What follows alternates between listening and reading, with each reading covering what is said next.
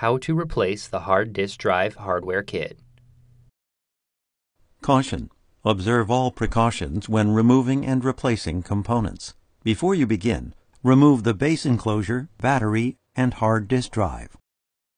Note: both SATA hard disk drives and SATA SSDs are supported by the hard disk drive hardware kit. The removal and replacement procedures are the same for both. Removal. Remove the 4 thick 3mm P1 Phillips head screws that secure the hard disk drive hardware kit to the hard disk drive. Slide the hard disk drive out of the hard disk drive hardware kit.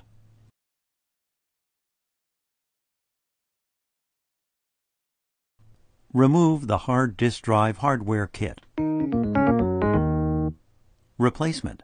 Slide the hard disk drive into the hard disk drive hardware kit and align the screw holes on the sides.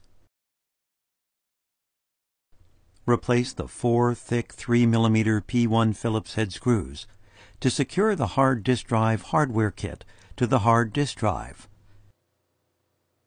Continue the reassembly.